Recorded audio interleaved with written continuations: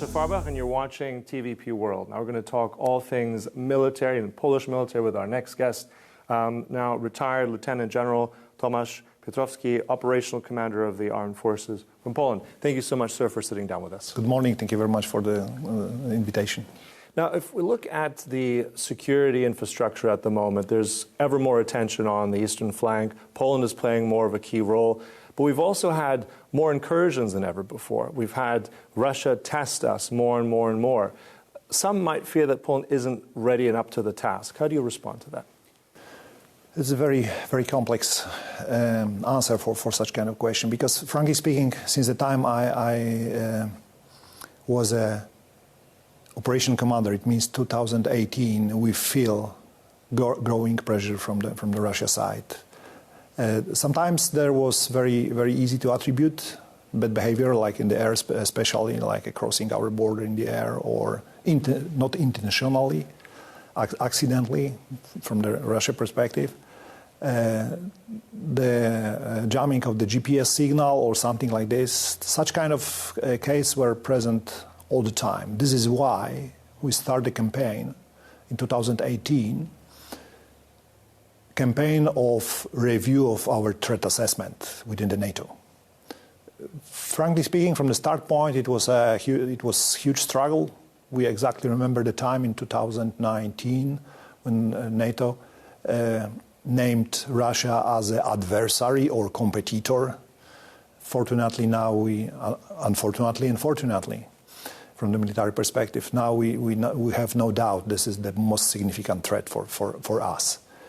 Not only from the perspective of Poland or Lithuania, Latvia or Estonia, but also today during the panel, Finnish representative very excellently depicted us, told us about Finnish perspective for Russia as a threat. Everybody observes and defines Russia as a most significant threat, including Romania, because frankly speaking, I am a strong believer, and I think that defending eastern flank starts in northern Norway and finish in Constanța, Romania.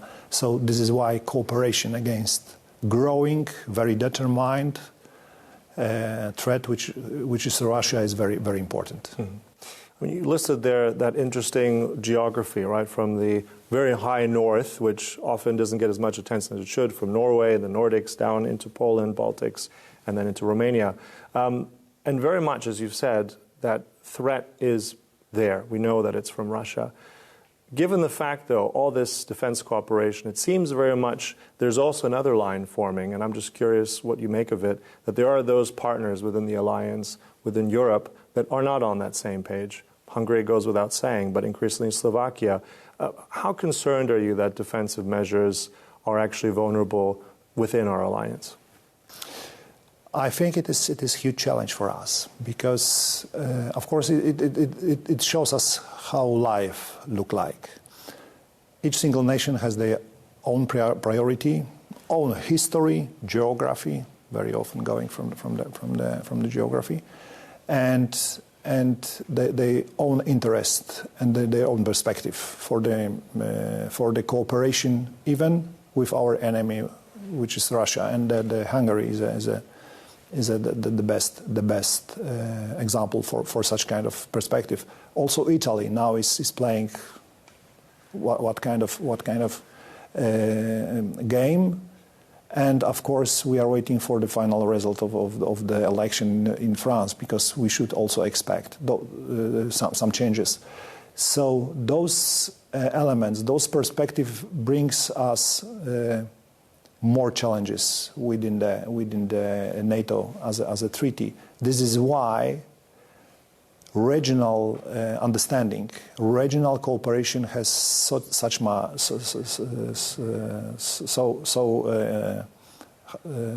much important rule, and this is why many formats. I'm a strong believer in cohesion of NATO, and I always support and will support our membership and each single effort to strengthen our common security as a NATO members. But in the same time, we should be ready sometimes regionally achieve advantages going from the multilateral cooperation. Well, we've seen one of the biggest NATO exercises since the Cold War conclude, I believe, just about a few weeks ago, involving, as you said, the entire alliance, but also very much focused on the region. You said regional cooperation is key.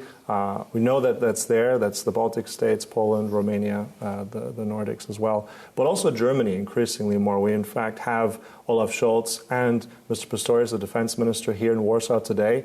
What do you expect of this defense dynamic? And we have the Weimar Triangle. We have a slightly weaker German government, as we've now seen with the European Parliament elections. But what do you see that defensive dynamic change now? Is Poland in the driving seat in that?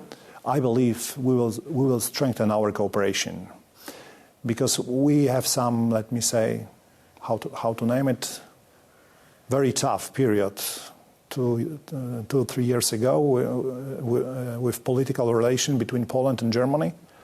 Fortunately, militarily, we had an excellent cooperation. For example, with my counterpart from German armed force.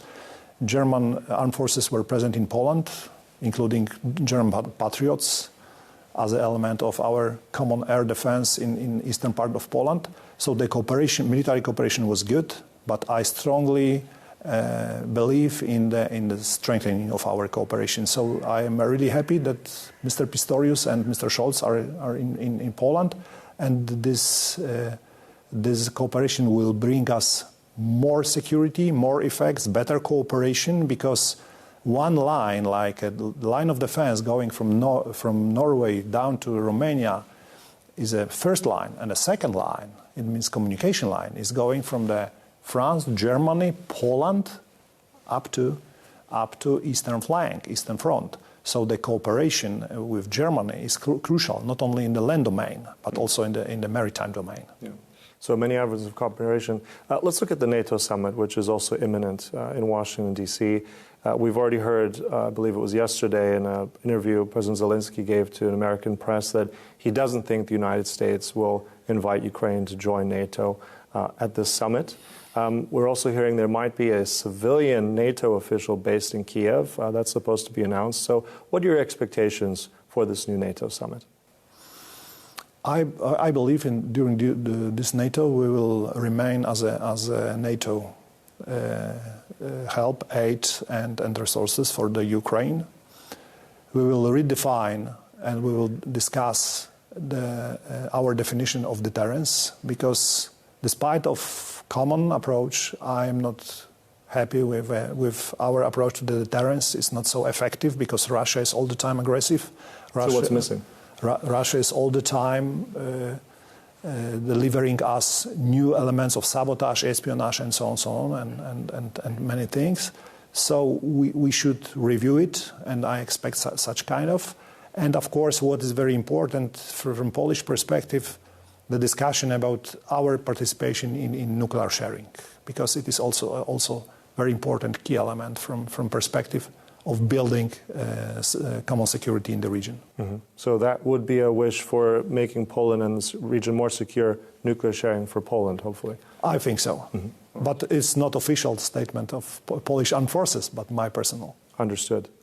But with that also, just concluding, last brief question. The EU has signed recently at the European Council a pact, security pact with Ukraine. I think just prior to that, the Lithuanians did so as well. Can we expect something similar from Poland and Ukraine in the future? Frankly speaking, I have no idea. Sorry for that. But All right. But also something that potentially is in the workings, in the cards, more closer defense cooperation with Ukraine. Yes, definitely. All right, great. And if one final point about the eastern flank, hybrid attacks have increased. We've had that terrible case with a Polish soldier being killed on the Belarusian border. That's very true. Is this a border now that will see more reinforcement in your mind? Is this a weak spot still, although given all things that have happened there? I think it's all the time hot spot and very, very dynamically used by Russia, frankly speaking, because as well as migrants, Belarus is only tool in the hands of Russian decision makers. And this situation will be remained by Russia for a long period of time, because it is a very comfortable situation. They all the time are able to deliver us more migrants, sometimes attack our soldiers, because all the time they see that we are very sensitive in this issue. We are very reactive in this issue because, frankly speaking, we all the time wait on our territory for the threat. All the time just only react. And they exactly know it, and they will, from Russia perspective, very comfortable tool just to destabilize situation in Poland. So deterrence and vigilance here in Poland, for sure, good thing for the alliance. Thank you, sir, so much for all those comments. Appreciate it. Thank you very much. I was Sasha Farbach for TVP World.